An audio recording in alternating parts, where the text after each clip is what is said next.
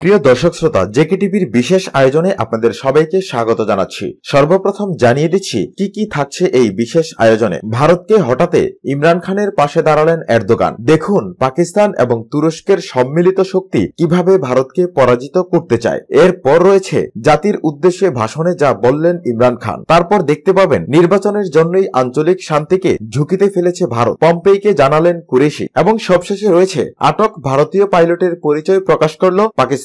এখন দেখুন বিস্তারিত। যুদ্ধের মধ্যেই পাকিস্তানের পাশে দাঁড়ানোর ঘোষণা দিল তুরস্ক। ভারতীয় হামলার ঘটনায় পাকিস্তানের পররাষ্ট্রমন্ত্রী শাহ মোহাম্মদ কোরাইশির সঙ্গে এক ফোনালাপে একই সহানুভূতির কথা জানিয়েছেন তুরস্কের পররাষ্ট্রমন্ত্রী মাওলুদ জাইশ আওগালু। রেডিও পাকিস্তানের বরাতে ডন অনলাইনের খবরে এমন তথ্য জানানো হয়। তুর্কি পররাষ্ট্রমন্ত্রী বলেন, আবুধাবিতে ওআইসির আসন্ন বৈঠকে ভারতীয় পররাষ্ট্রমন্ত্রী সুষমা স্বরাজকে বক্তব্য দেওয়ার সুযোগ দেওয়া হলে তার বিরোধিতা করবে তুরস্ক।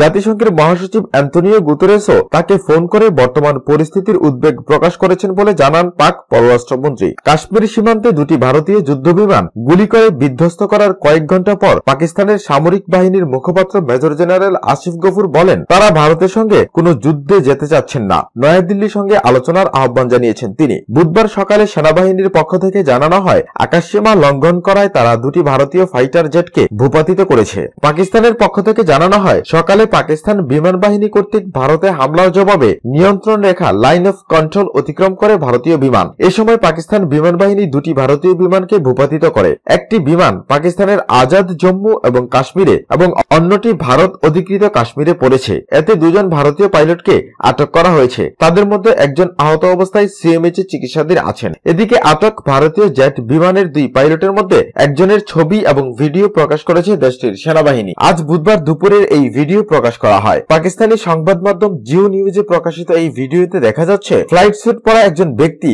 হাত পেছনে বাঁধা অবস্থায় কথা বলছেন। তার পরিচয় জানিয়ে তিনি বলেন, আমার নাম উইং কমান্ডার অভিনন্দন, আমার সার্ভিস নম্বর 27981, আমি এই ফ্লাইটের পাইলট, আমার ধর্ম হিন্দু। পাকিস্তানি সেনারা তাকে আরো প্রশ্ন করতে গেলে জবাবে তিনি বলেন, দুঃখিত স্যার, আমার এটুকুই বলার অনুমতি রয়েছে। এরপর তিনি কাউকে জিজ্ঞেস করছেন, আমি কি পাকিস্তান সেনাবাহিনীর হাতে বন্দী আছি কিনা, এটা আমার জানার অধিকার। তাকে আরো প্রশ্ন করা হলে তিনি উত্তর দিতে অস্বীকার করেন। ভিডিও ছাড়াও পাইলট অভিনন্দনকে ঘটনাস্থল থেকে আটকের সময় একাধিক ছবিও প্রকাশ করা হয়েছে। এখন দেখুন জাতির উদ্দেশ্যে ভাষণে যা বললেন ইমরান খান। পাকিস্তানের প্রধানমন্ত্রী ইমরান খান পাক ভারত চলমান যুদ্ধাবস্থা নিয়ে জাতির উদ্দেশ্যে ভাষণ দিয়েছেন। আজ বুধবার সকালে পাকিস্তান সেনাবাহিনী কর্তৃক ভারতের দুটি যুদ্ধবিমান ভূপাতিত এবং ভারতীয় ভূখণ্ডে বোমা নিক্ষেপের পর বিকালে 6 মিনিটের সংক্ষিপ্ত এই ভাষণে ইমরান খান ভারতকে আলোচনা টেবিলে বসার আহ্বান জানিয়েছেন। ভাষণের শুরুতে পাক প্রধানমন্ত্রী তার দেশের জনগণের উদ্দেশ্যে বলেন, গতকাল সকাল থেকে ঘটা ঘটনা প্রবাহের প্রেক্ষিতে আমি জাতিকে আত্মবিশ্বাস যোগাতে চেয়েছি। পুলওয়ামার ঘটনার পর আমরা ভারতকে শান্তির প্রস্তাব দিয়েছিলাম।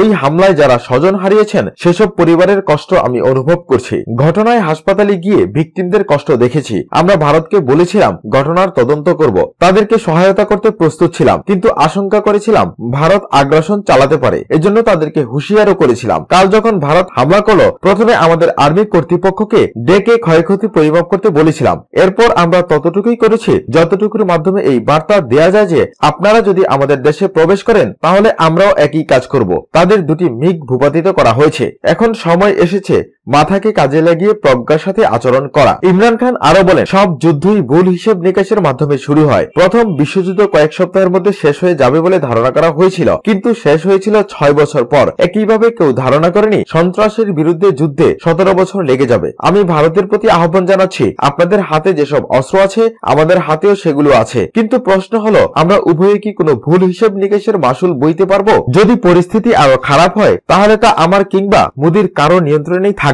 না। পুলওয়ামা হামলার ভুক্তভোগীদের কষ্ট আমরা অনুধাবন করি। এ বিষয়ে তদন্ত এবং সংলাপের জন্য আমরা প্রস্তুত। চলুন একসঙ্গে টেবিলে বসি এবং আলোচনার মাধ্যমে সমস্যার সমাধান করি। সবশেষে দেখুন নির্বাচনের জন্যই আঞ্চলিক শান্তিকে ঝুঁকিতে ফেলেছে ভারত, পম্পেইকে জানালেন কুরেশি। পাকিস্তানের মাটিতে হামলা ইস্যু নিয়ে মার্কিন প্রশাসনের সাথে কথা বলেছে পাকিস্তান। দেশটির পররাষ্ট্রমন্ত্রী শাহ মাহমুদ কুরেশি মঙ্গলবার এই বিষয়টি নিয়ে মার্কিন পররাষ্ট্রমন্ত্রী মাইক পম্পের সাথে টেলিফোনে কথা বলেন। এ সময় কুরেশি বলেন, রাজনৈতিক এবং নির্বাচনী টার্গেটের কারণেই আঞ্চলিক শান্তি এবং স্থিতিশীলতাকে ঝুঁকির মুখে ফেলেছে ভারত। পাকিস্তানের পররাষ্ট্র মন্ত্রণালয় থেকে জানানো হয়, ভারতের এই পদক্ষেপ ছিল খুবই নিন্দনীয় এবং এই পরিস্থিতি নিয়ন্ত্রণে যুক্তরাষ্ট্র তার প্রয়োজনীয় ভূমিকা রাখবে বলে আশা করেন কুরেশি। তিনি এ সময় পম্পেইকে ভারতের ভারতের এলওসি লঙ্ঘনের বিষয়টি জানিয়ে বলেন, বিষয়টি পাকিস্তানের সরকার, পার্লামেন্ট এবং জনগণের আবেগকে আঘাত করেছে। কুরেশি বলেন, আমরা আঞ্চলিক শান্তি এবং স্থিতিশীলতা চাই, কিন্তু আমরা আমাদের স্থিতিশীলতার সাথে কোনো ধরনের আপোষ করতে পারবো না। পম্পেইকে তিনি আরো জানান, তারা নয়াদিল্লির এই পদক্ষেপের ব্যাপারে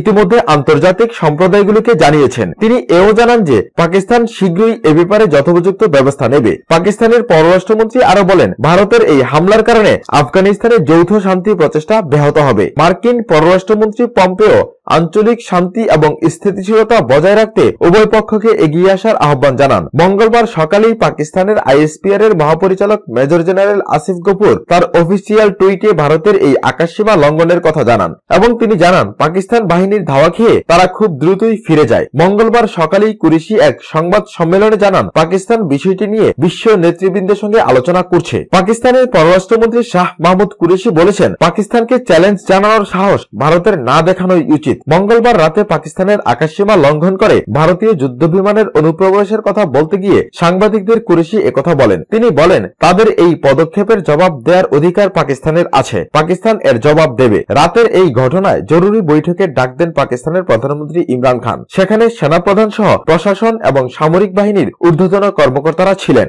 এর আগে নিজের মন্ত্রণালয়ের শীর্ষ কর্মকর্তাদের সাথে বৈঠক করেন কুরেশি। তারপরে সাংবাদিকদের একথা বলেন তিনি। এ সময় কুরেশি বলেন, ভারত যা করেছে তা পরিষ্কারভাবে আন্তর্জাতিক নিয়ন্ত্রণ রেখার লঙ্ঘন। এক্ষেত্রে আত্মরক্ষার অধিকার পাকিস্তানের রয়েছে। এই ঘটনার জবাব দেওয়ার সব রকমের অধিকার রয়েছে পাকিস্তানের। পাকিস্তান সেই জবাব দেবে। পররাষ্ট্র মন্ত্রণালয়ের এক বৈঠকের পর জাতীয় জরুরি নিরাপত্তা বৈঠকে বসেন পাকিস্তানের প্রধানমন্ত্রী ইমরান খান। ইসলামাবাদের পরবর্তী করণীয় কি হবে, মূলত তাই এই বৈঠকের মূল আলোচ্য বিষয়। এদিকে এই হামলার ব্যাপারে সরকারিভাবে বিবৃতি দিয়েছে ভারত। ভারতের পররাষ্ট্র সচিব বিজয় গোখলে এক লিখিত বিবৃতিতে জানান, ভারতের এই হামলায় জয়েশ-ই-মোহাম্মদের সবথেকে বড় প্রশিক্ষণ শিবির ধ্বংস করা হয়েছে। এতে সম্ভবত মারা গিয়েছে জয়েশ-ই-মোহাম্মদের প্রধান মাসুদ আজহারের শ্যালক মাওলানা ইউসুফ আজহারও। এদিকে পাকিস্তানের মাটিতে বিমান হামলা চালানোর পর ভারত বুধবার বিক্ষুব্ধ ইসলামাবাদের সাথে ক্রমবর্ধমান উত্তেজনা কমানোর আগ্রহ প্রকাশ করেছে। এদিকে পরমাণু ক্ষমতাধর প্রতিবেশী এই দুই দেশকে যুক্তরাষ্ট্র সংযত থাকার আহ্বান জানিয়েছে। বিতর্কিত কাশ্মীরের হিমালয় অঞ্চলে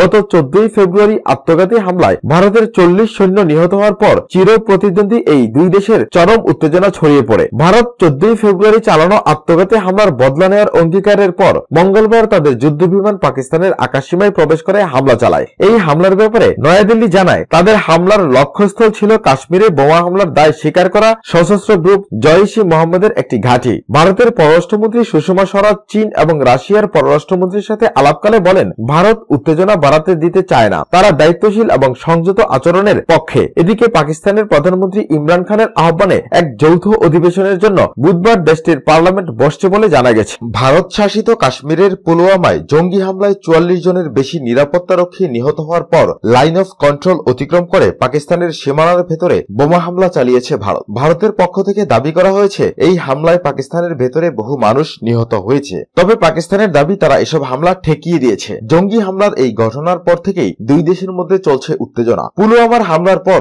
ভারত এর সমুচিত জবাব দেওয়ার হুমকি দিয়েছিল।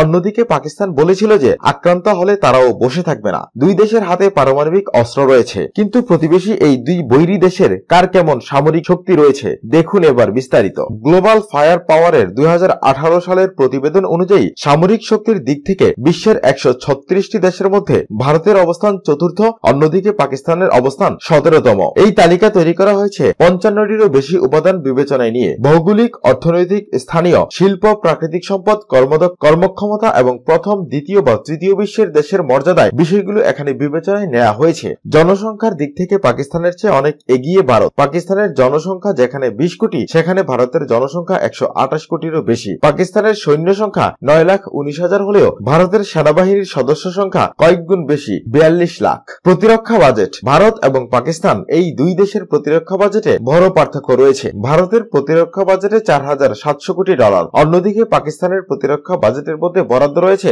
$700 কোটি।